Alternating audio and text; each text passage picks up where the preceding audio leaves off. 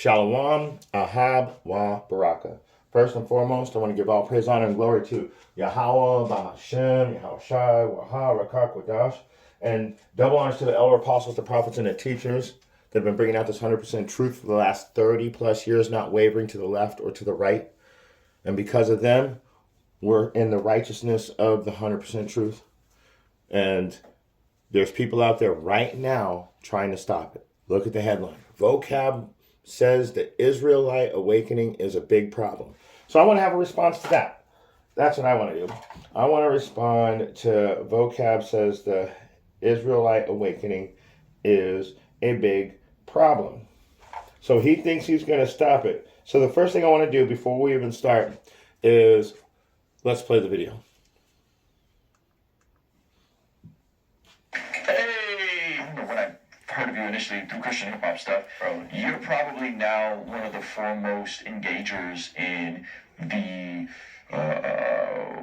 Hebrew Israelite world. Why are you such a glutton for punishment with those guys, man? Those dudes are really aggressive.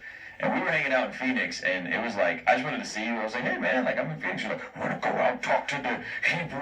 No, vocab. I have zero desire to go talk to the Hebrew Israelite.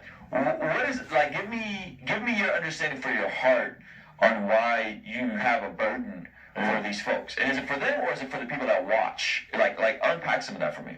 Well, it doesn't start with watching for me. It starts when I found out a number of years ago who saw they're literally going into the middle of services at churches, interrupting the service, saying, "You're Israelites, here's why, da da da da da." And if you don't agree, then they curse them out and leave. So I found out this was happening, and so I looked into it, but I was like, I don't know if I'll ever see these guys.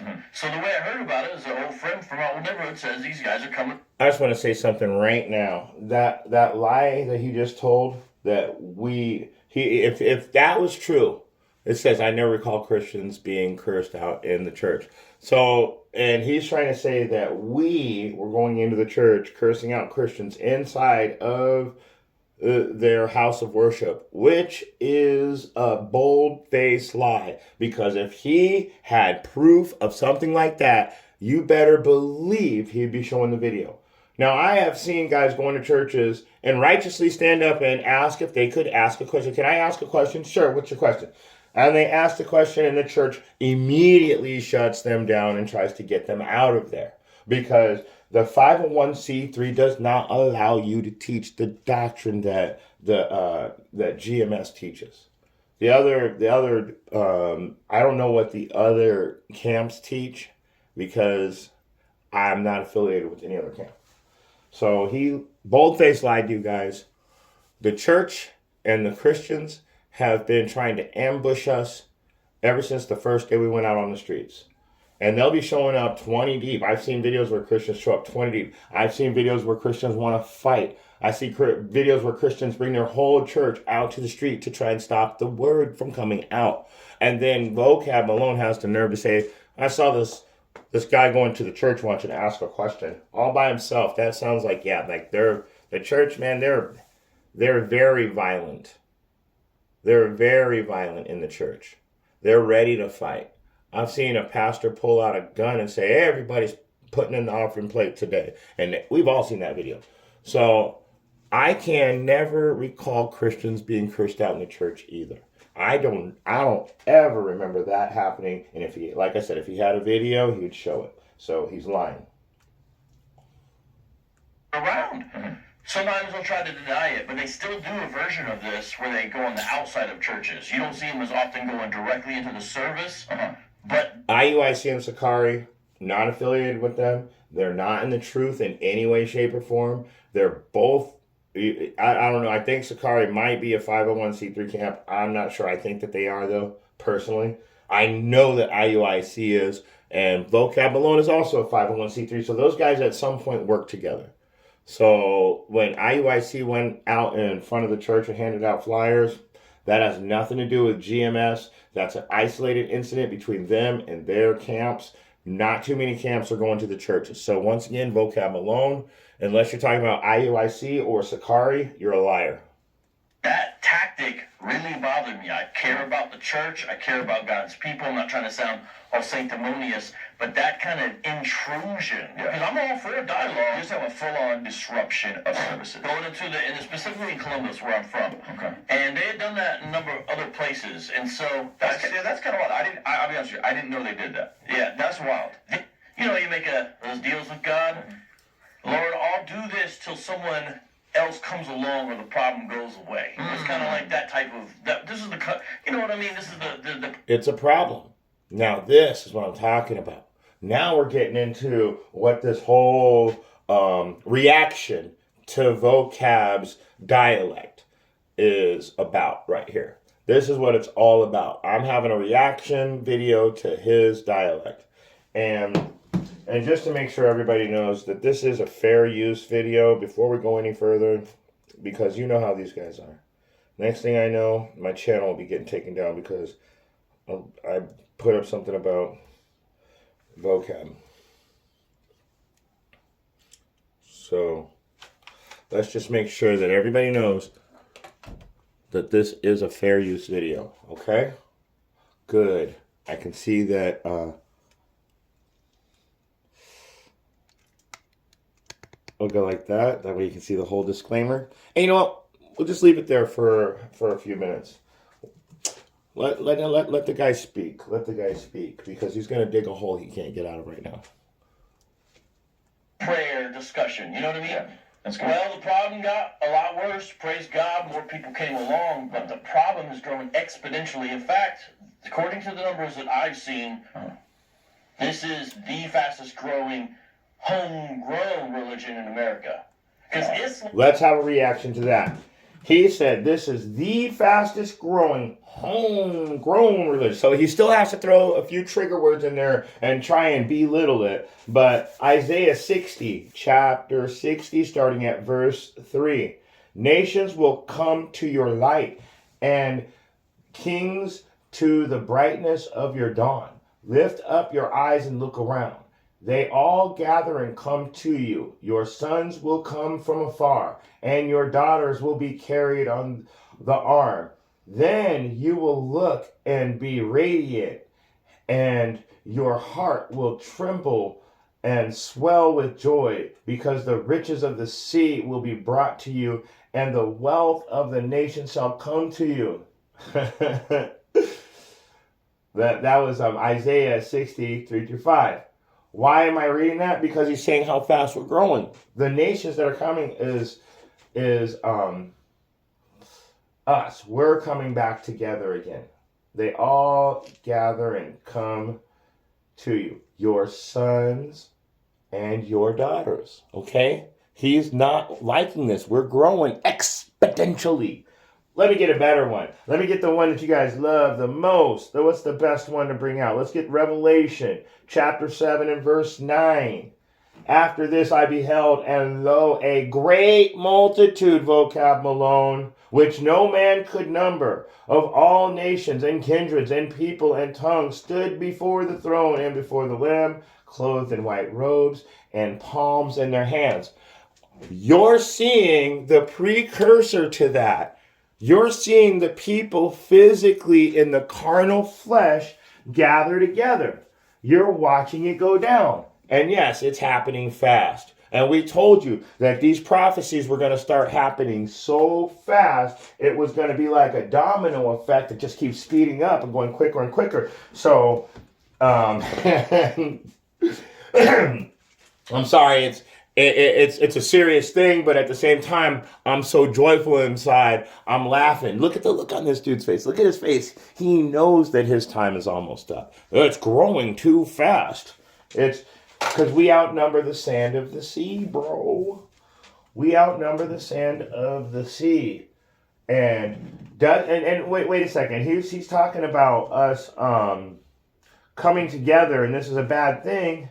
But what does Zephaniah say? What does Zephaniah say? So this is really important to know this also. Why are we gathering together? Well, we're going to come back to the truth. The Most High is going to put us in a kingdom. But there's another reason why also that we're gathering together. And see, vocab Malone and all of his constituents and all of his handlers, I guess, the overseers, the people that are paying him. Let's just say all of the people in the shadows that we don't see. All those people, they're scared right now. Their time is almost up. They have but a short time. I'm going to get that too real quick. But first, let's get Zephaniah 2:1. Because he said that we're growing exponentially. Gather yourselves together, yea, gather together, O nation not desired. And why are we gathering? Not only because we're coming back to the truth and sincerity and righteousness and joy, but we got to gather together for another reason also. Verse 2, before the decree bring forth, before the day passes a chaff, before the fierce anger of Yahweh come upon you, before the day of Yahweh's anger come upon you. Seek ye Yahweh, all ye meek of the earth, not of one place, the whole earth, which have wrought his judgment. Seek righteousness, seek meekness. It may be, ye shall be hid in the day of Yahweh's anger. So what are we doing? We're scattered to the four corners of the earth. We know this. And we're starting to wake up. Now, vocab Malone can't handle this because he's being paid to keep us asleep. So he's probably getting pressured by his own his own bosses, like, hey man, you got to get out there, you got to do something. You told us that you could stop this movement. You're the number one guy. He ain't doing nothing. The only thing he's doing is, you can't do nothing against the truth, but for the truth. Where is that? Man, I just had that up, too. Did I already say that? Did I already read that out? I don't remember. You can't do nothing against the truth, but for the truth. And I think I did, Second Corinthians 13:8. We can't do nothing against the truth, but for the truth. So every time vocab Malone opens his mouth, he's actually, I'm going to show you guys right now, because every time he teaches against us, he's actually giving us more Israelites also, because he's going to explain it to you too, by percentage rate. So let's get into it. This is you know what I mean? This is the prayer discussion. You know what I mean? Yeah, that's good. Well, the problem got a lot worse. Praise God, more people came along, but the problem is growing exponentially. In fact, according to the numbers that I've seen, this is the fastest growing homegrown religion in America. Because Islam is growing primarily by getting here from other countries. Okay, did you hear that? Islam is coming here by getting here from other countries, but not from people being Christians and converting. So he's saying it's not from conversion. So let's get back into it. Manhattan Institute. So one's a Christian organization, but this is for research. Hold on. I wanted to skip this guy's commercial. It's growing by conversion rates. So actually, they're actually persuading people. They are absolutely persuading people. There's data on this too. Lifeway Research has a thing called the Philos Project, where they specifically asked this question. And then a couple years later, the Manhattan Institute. So one's a Christian organization, but this is for research. And the other one's like a conservative think tank. And both of them did numbers on this. And one had 4% of black Americans, the other had 6%, and they also included others, so it's not just black Americans, by the way. 4 to 6%, first of all, that's growth of 2% within a small span. If those numbers are right, they're within the margin of it. Okay, so you got to understand something right now. These guys are so worried that they're doing a census through two separate groups, a Christian group and a regular think tank group. This is how important we are. You don't hear anybody else getting this. Now, he even told you the Muslims are coming over from other countries. They're not converting to being Muslims in this country. So, in this country, this is why I brought this out. 2 Corinthians 13:8. For we can do nothing against the truth, but for the truth. In other words, oh, you know what? Let's read it in the Berean literal Bible. For we have no power against the truth, but for the truth. That's beautiful. You know why? Because vocab Malone has no power against the truth. And so every time he tries to do something against the truth, he's doing it for the truth. He even told you right now, 4 to 6%. So you got to see it, and let's make it a very easy equation. 6% of 100 is 6 out of every 100. 4% of 100 is 4 out of every 100. So every time this dude, Vocab Malone, goes online and talks about the BHL, Black Hebrew Israelism, when he does those trigger words and he brings up these videos, guess what? He'll get thousands of views, right? Well, for every 100 people that he reaches out to, 4 of them to 6 of them disagree with him. Now, he was saying that 4% went up to 6% in a short time span. Let's just say like a couple years. So 2 years ago, 4 out of every 100 people were becoming Israelites even after hearing Vocab Malone. That's the whole point of you can't do nothing against the truth but for the truth. But now it's saying every 6 out of 100, every 100 people is the same thing. So anyway, let's go back into it. Aaron, long story short, you've got almost 4 million people who believe these ideas. Do you think You see what he did? Sleight of hand. 4 million people. No. 4 million out of what? Every 10 million? Every 100 million? So you got to understand, like, he's just throwing a 4 million out there. I told you it's 4 people out of every 100. So 4 to 6 people out of every 100 people. So now you would have to figure out how many people are actually out here. And that only has to do when it comes to an Israelite. So the other people, doesn't matter. They're not getting it anyway. So every time, doesn't matter what you look like either. This isn't a fucking color fucking book. Okay? This doesn't have anything to do with skin color. It has to do with bloodline. It has to do with nationality. It has to do with forefathers and ancestors. So when it talks about it, every time Vocab Malone opens his bitch-ass mouth, what happens is every 4 to 6 Israelites out of 100 Israelites that hear him convert to being back to the 100% truth, which is the Great Awakening. Let this guy speak. Let's let this guy speak some more. This is more like how veganism was super popular a couple years ago, and then most folks kind of fall out because it's just like, yeah, this is ridiculous. Like literal Sabbath keeping. I gotta wear my little drapes, or what do they call it? Fringes. The fringes. Drapes. Even Vocab corrected him. It's in the scriptures. It's in the scriptures. Okay? You know, do you think this is something that people go through for a window of time the same way we saw a lot of folks go vegan, and then 95% of people who go vegan don't remain vegan? For some, and every bad idea has a limited shelf life. Let's get this real quick. I got a preset.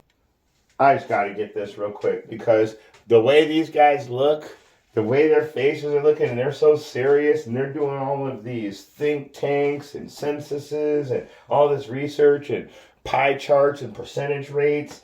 They percentages, I mean. It's funny to me because, oh man.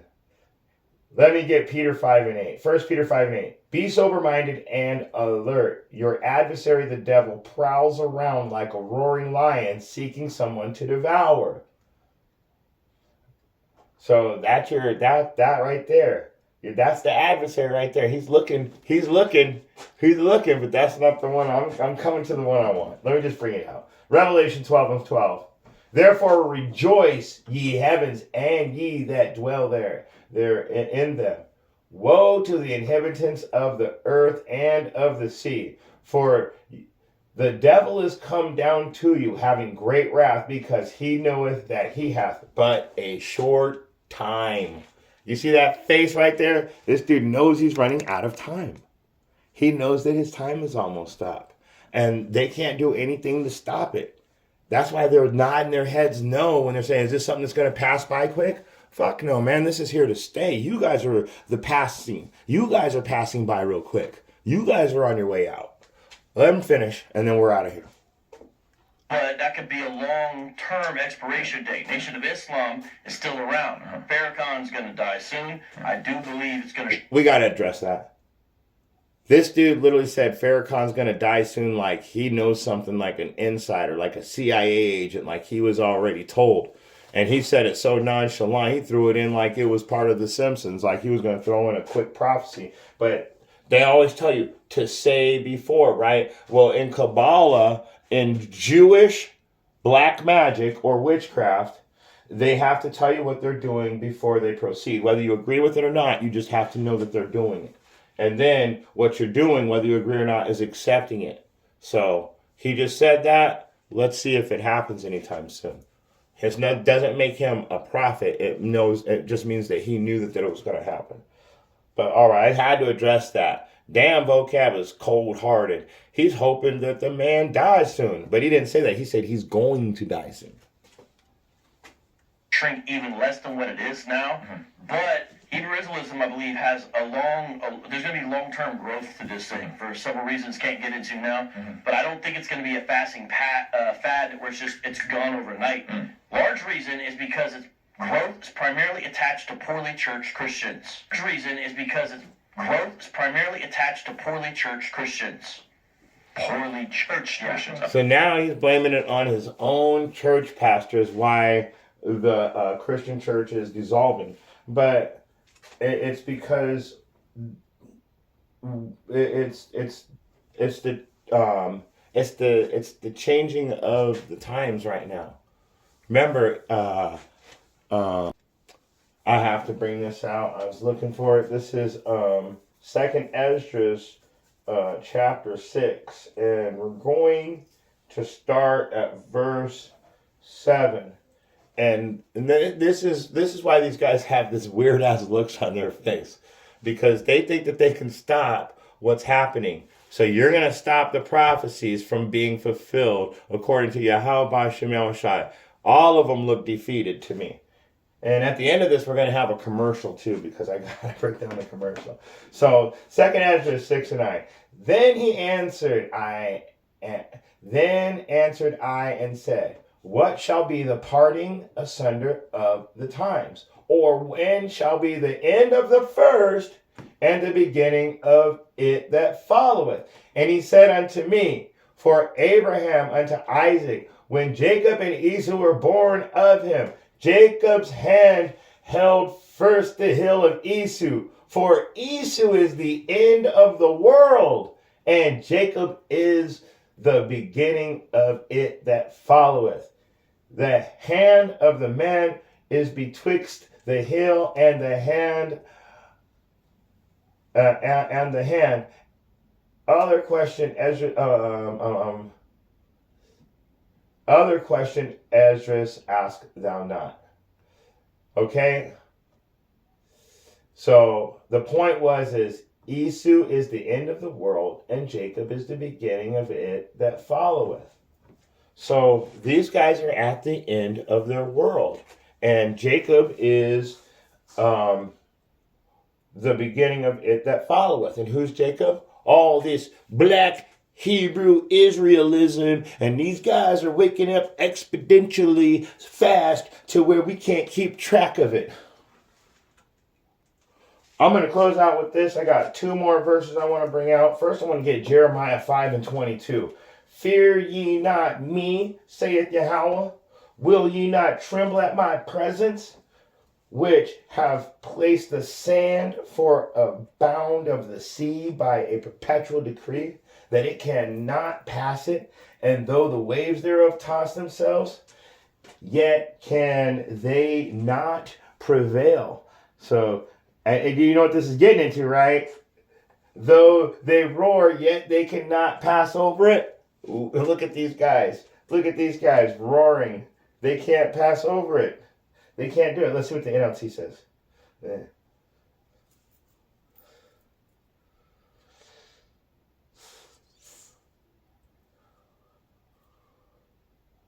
Yep. Let me read the NLT. I like that one too.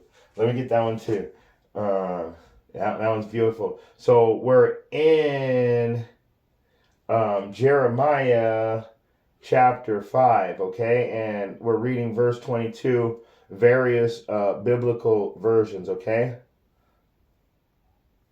All right, so now that you know that, let's read it in the NLT. Have you no respect for me? Why don't you tremble in my presence? I, Yahweh, define the ocean's sandy shore as an everlasting boundary that the waters cannot cross. The waves may toss and roar, but they can never pass the boundaries I set. Woo! So you guys have gone to a point, and this is the part I love. Though they roar, they cannot pass over it. Though they roar, they cannot pass over it. That is what I love it. Though they may roar, but they cannot cross it. You guys, don't you guys understand? I got these guys up here right now. You know what they're doing? They're roaring and fighting and disagreeing with everything we say. But they cannot go past the boundary which Yahweh Ba'ashem, Yahweh Shai has set. And their days are coming to an end.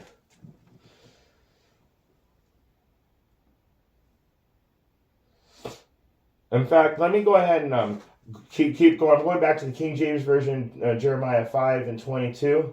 And then I'm going to get another precept and I'm going to close out. So this is Jeremiah 5 and 23, King James Version. But this people hath a revolting and a rebellious heart. Their minds are rebellious. They are revolted and gone. They're going to be gone. Just like how he disappeared off that camera right now.